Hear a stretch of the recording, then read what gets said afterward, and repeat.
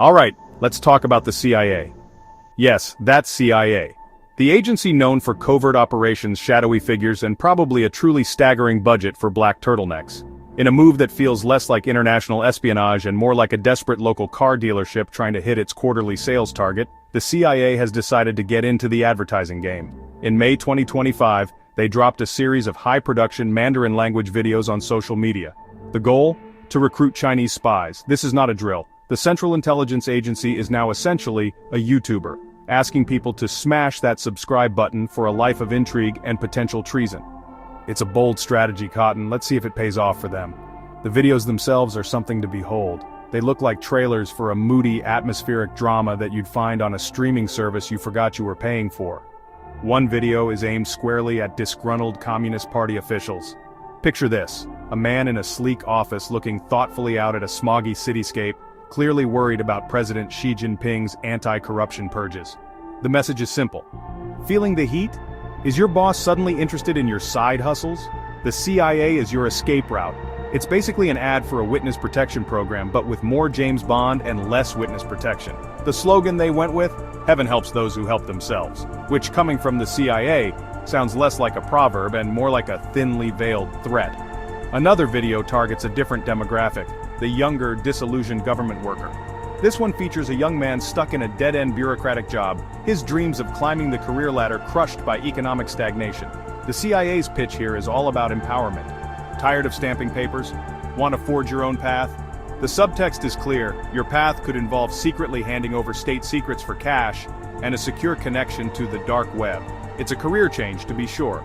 Both videos end with a helpful little tutorial on how to contact the agency securely, which is the 21st century equivalent of leaving a note under a specific park bench at midnight. So, what does the CIA have to say about this? Well, CIA Director John Ratcliffe, in a statement dripping with corporate speak, called the campaign a demonstration of the agency's creativity. An unnamed official, probably speaking from behind a potted plant, doubled down, claiming the videos were successfully getting past China's infamous Great Firewall. They even added, if it weren't working, we wouldn't be making more videos. That is the exact same logic used by the producers of every terrible movie sequel in history. Just because you can make another one doesn't mean you should. And it certainly doesn't mean it's working. Naturally, China was not exactly thrilled about America's premier intelligence agency trying to poach its government employees via YouTube. But instead of a stern, diplomatic rebuke, China's Ministry of State Security, or MSS, responded with the kind of unrestrained mockery usually reserved for a celebrity's terrible first pitch at a baseball game. The MSS publicly labeled the entire campaign a farcical performance and a clumsy and ridiculous farce. You have to admire the commitment to the word farce. They didn't just call it silly, they called it a full-blown theatrical comedy of errors, which, to be fair, is not an entirely inaccurate description of what's happening here. The MSS didn't stop at just laughing, though. They went on to suggest that the CIA's sudden interest in public advertising was a sign of deep-seated problems back home. They accused the agency of fabricating the China threat to distract from its own incompetence and, more importantly, to justify its budget. This is a classic move. When in doubt, blame the other guy for your own problems. The MSS argued that the CIA, facing budget cuts and layoffs, needed to create a big, scary villain to convince Congress to keep the money flowing. And what's bigger and scarier in 2025 than China? It's a beautifully cynical and frankly quite plausible explanation. China's counter-narrative painted the CIA not as a formidable adversary, but as a flailing bureaucracy desperate to look busy. The MSS essentially said, look at these clowns. They can't even spy on us properly anymore, so they're resorting to making sad little movies. This public ridicule is a powerful tool. It's one thing to be feared, it's another thing to be laughed at. By framing the CIA's efforts as pathetic, China's security ministry aimed to strip the campaign of any power or mystique it might have had. It's hard to be intimidated by an organization that's being treated like the creator of a viral cat video. And to add insult to injury, the MSS has been running its own public relations campaign. For years, they've been using social media to warn Chinese citizens about the dangers of being recruited by foreign spies. They post dramatic stories, cautionary tales, and even animated videos about the terrible things that happen to people who betray their country. So while the CIA is just now dipping its toes into the world of online content creation, China's MSS has been a seasoned pro for a while. They're basically the Mr. Beast of counterintelligence propaganda, and the CIA is the new kid on the block with a shaky camera and a bad script. To truly understand why the CIA's new recruitment strategy feels so desperate, we need to take a little trip down memory lane. And for the CIA in China, that lane is filled with potholes, dead ends, and catastrophic failures. The agency's history there isn't exactly a highlight reel. In fact, it's more like one of those blooper compilations where everything that can go wrong does go wrong, often in the most spectacular fashion possible. The most infamous example of this occurred between 2010 and 2012, a period that the agency would probably like to erase from its memory, Men in Black style. During that time, the CIA's intelligence network in China was systematically dismantled. It wasn't just a minor setback, it was a complete and utter collapse. China identified, captured, and then either executed or imprisoned at least 20 of the CIA's most valuable informants. Imagine spending years carefully building a network of sources, only to watch it get wiped out in a matter of months. Reports later suggested that the entire disaster was caused by a compromised communications system. The very tool designed to keep their agents safe was, in fact, leading Chinese security forces right to their doorstep. It was a catastrophic failure of basic tradecraft. This monumental blunder left the CIA virtually blind in China for years. They lost their eyes and ears on the ground, making it incredibly difficult to gather intelligence on the inner workings of the Chinese government and military. Rebuilding such a network from scratch is a slow, painstaking, and incredibly dangerous process. Every potential recruit has to be vetted, every meeting is a risk, and the constant fear of another mole or a technological breach hangs over every operation. The ghost of the 2010 to 2012 disaster looms large over the agency's China Mission Center, a constant reminder of how quickly things can fall apart. And it's not just past failures that are haunting the agency. The CIA, like many parts of the US government, has reportedly been dealing with internal issues, including budget cuts and shifting priorities. After decades focused on counterterrorism in the Middle East, pivoting to face a peer competitor like China requires a massive institutional shift. It means recruiting a different kind of officer, developing new skills, and investing heavily in technology and language training. This public recruitment campaign can be seen as a symptom of these struggles, a loud, flashy attempt to signal that they are taking the China challenge seriously, even if their on-the-ground capabilities are still recovering. So why would a famously secretive organization like the CIA resort to what is essentially a public casting call for spies? The answer, in a word, is desperation. Traditional methods of espionage, the discreet conversation in a foreign embassy, the carefully cultivated long-term asset, are becoming nearly impossible in China. The country has developed what experts call universal technical surveillance. This is a fancy way of saying they have cameras, facial recognition, and digital tracking everywhere. It's a surveillance state on steroids, creating a digital panopticon that makes clandestine meetings incredibly risky. It's hard to be a spy when your phone, your car, and the lamppost across the street are all watching you. This technological reality has forced the CIA to adapt, and this public outreach is their big, awkward attempt at adaptation. If you can't meet potential sources in person without setting off a dozen alarms, maybe you can reach them online. The logic is that somewhere, deep within the Chinese bureaucracy, there are people who are unhappy enough to consider treason, but they have no safe way to make contact. The videos are a digital flare, shot into the dark corners of the internet, hoping to catch the eye of someone who is already looking for a way out. It's a long shot, but in the current environment, long shots might be all they have. Furthermore, this campaign is as much about internal messaging as it is about external recruitment. The CIA needs to show Congress and the American public that it is actively tackling the China challenge. After the embarrassing network collapse and years of rebuilding, the agency is under immense pressure to produce results. A splashy, high-profile ad campaign, even if it doesn't recruit a single valuable spy, creates the appearance of action. It's a form of bureaucratic survival. It tells the people who control the purse strings, see? We're being innovative, we're creative, please don't cut our funding. It's a public relations exercise disguised as an intelligence operation. Ultimately, this strategy reveals a fundamental weakness. A truly effective intelligence agency operates in the shadows. Its greatest successes are the ones you never hear about. When an agency has to resort to advertising on the internet, it suggests that its traditional, more effective methods have failed. It's like a magician explaining the trick before performing it. It ruins the magic. The mystique of the CIA is built on an image of quiet competence and global reach.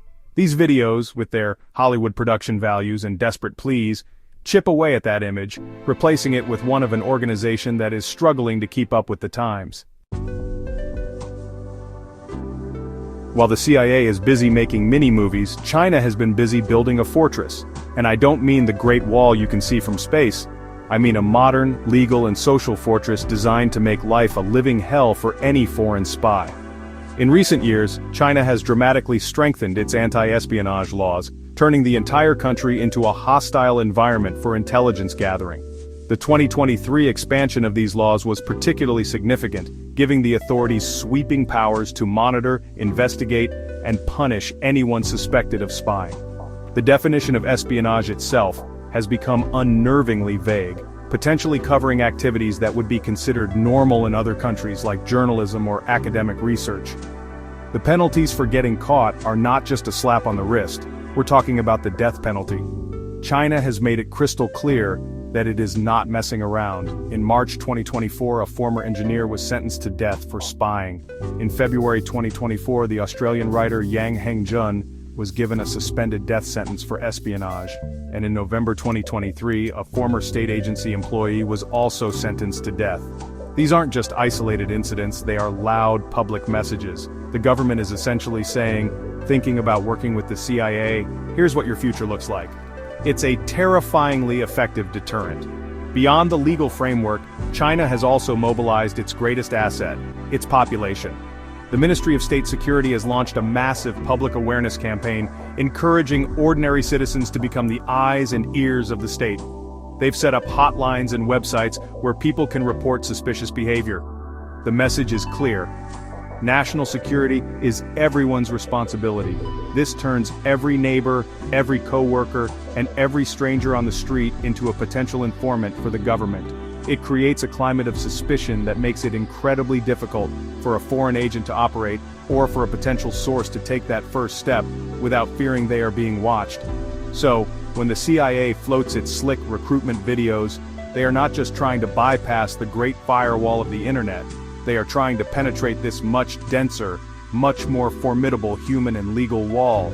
They are asking individuals to risk not just their freedom but their lives, in a country where the state has explicitly promised to hunt them down with the full force of the law and the help of 1.4 billion potential deputies. It's an incredibly big ask, and it highlights the immense challenge the agency faces. They aren't just fighting a government, they're fighting a societal immune system that has been primed to detect and destroy foreign threats. So, given China's iron-fisted approach to counter-espionage, why would the CIA even bother? Is there any hope at all? Well, this is where the psychology of spying comes in. Espionage is rarely about ideology alone. People betray their countries for a variety of complex, deeply human reasons, and this is the tiny crack in China's armor that the CIA is desperately trying to exploit. Experts like Emily Harding from the Center for Strategic and International Studies point out that even in the most tightly controlled societies, there will always be people who are unhappy, resentful, or greedy, and those emotions are powerful motivators. The CIA's videos are a direct appeal to these feelings of dissatisfaction. The ad targeting senior party officials is a play on fear and self-preservation. President Xi's anti-corruption campaign, while popular with the public, has undoubtedly created a lot of anxiety among officials who may have bent the rules. The CIA is offering them a potential lifeline, a way out before the hammer falls. They are betting that, for some, the fear of their own government is greater than their fear of a foreign one. It's a gamble on human nature, on the idea that when push comes to shove, people will choose to save themselves. The video aimed at younger workers targets a different, but equally potent, emotion disillusionment. For a generation that was promised ever-increasing prosperity, China's recent economic slowdown has been a rude awakening. Youth unemployment is high, and the dream of a stable, upwardly mobile career is fading for many. The CIA's message of forging your own path is designed to appeal to this sense of frustration and thwarted ambition. They are dangling the prospect of money, purpose, and perhaps even a bit of revenge against a system that they feel has failed them. It's a classic recruitment tactic: find the wound, and then offer a bandage. The question, of course, is whether these psychological hooks are strong enough to overcome the terrifying risks involved. It's one thing to be unhappy with your job, it's another thing entirely to commit treason, which is punishable by death. The CIA is betting that for a small number of people, the answer will be yes. They don't need to convince millions, they don't even need to convince thousands. In the world of high-stakes intelligence, one well-placed asset can be worth more than an entire army. The campaign is a search for that one needle in a haystack of 1.4 billion people, a very, very difficult search. So what is the final verdict on this whole affair? Is the CIA's public recruitment drive a brilliant, innovative strategy that poses a real threat to China's national security? Or is it just an embarrassing public relations stunt that makes the agency look weak and silly? The truth, as is often the case, is probably somewhere in the middle, leaning heavily towards the silly end of the spectrum.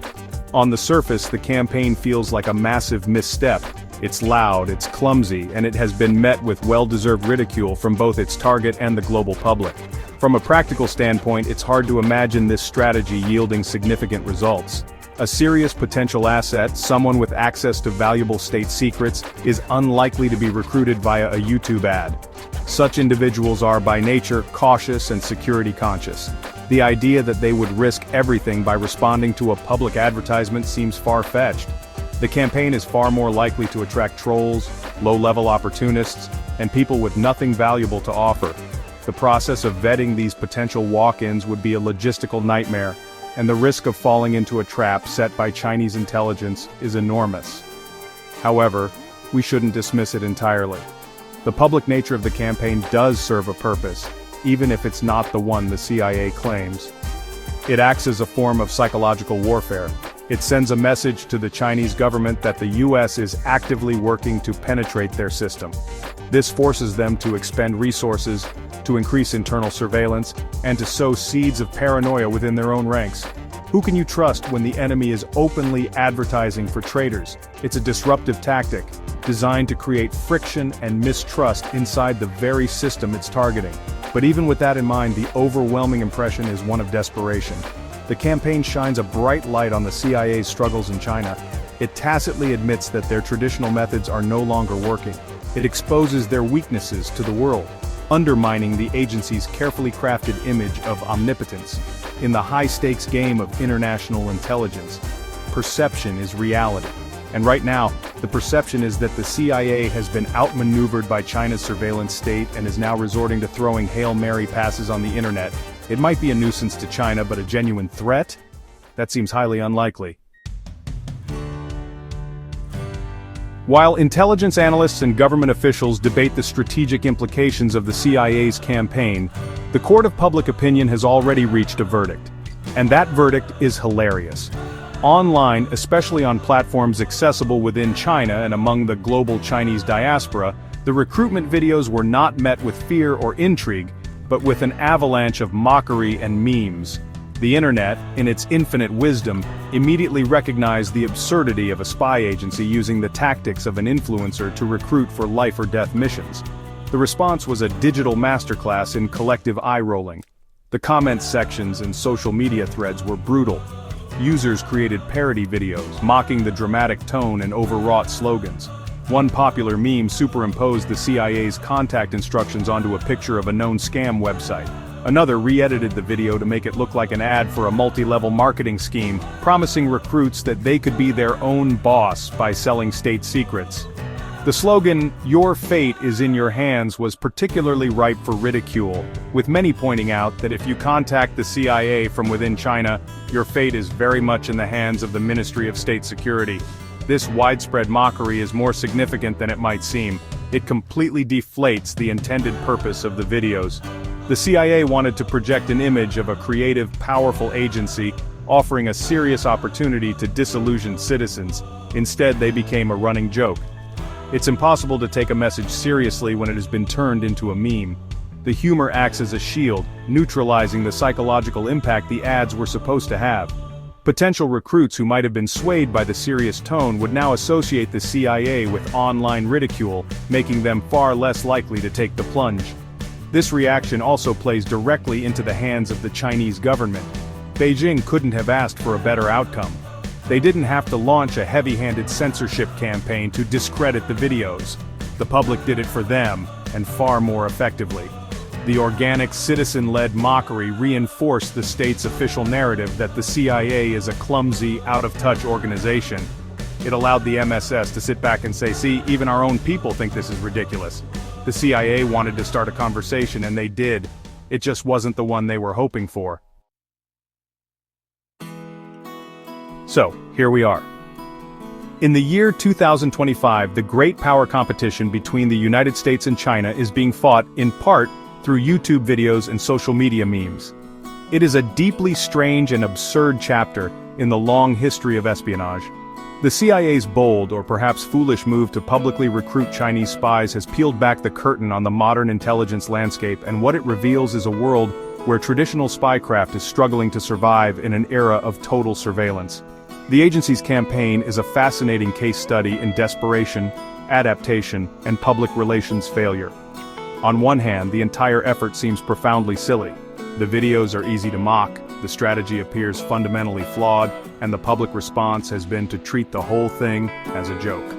China's Ministry of State Security has expertly used the campaign to paint the CIA as incompetent and desperate, a narrative that is hard to argue with when a spy agency is begging for sources online.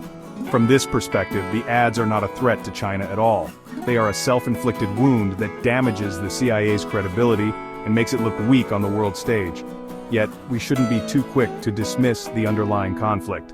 While the tactics may be clumsy and the execution laughable, the intelligence contest between the US and China is deadly serious. The CIA's desperation is born from a very real problem. China is an incredibly difficult target, and the US is struggling to gain the intelligence it needs to navigate an increasingly complex geopolitical relationship. These videos, for all their flaws, are a symptom of that larger struggle. They are a public manifestation of a covert war that is being fought every day in the shadows, online, and in the minds of potential recruits. Ultimately, the CIA's spy ads may be remembered as more of a theatrical performance than an effective intelligence operation. It's a strange, almost surreal spectacle where the lines between spying, propaganda, and content creation have become hopelessly blurred.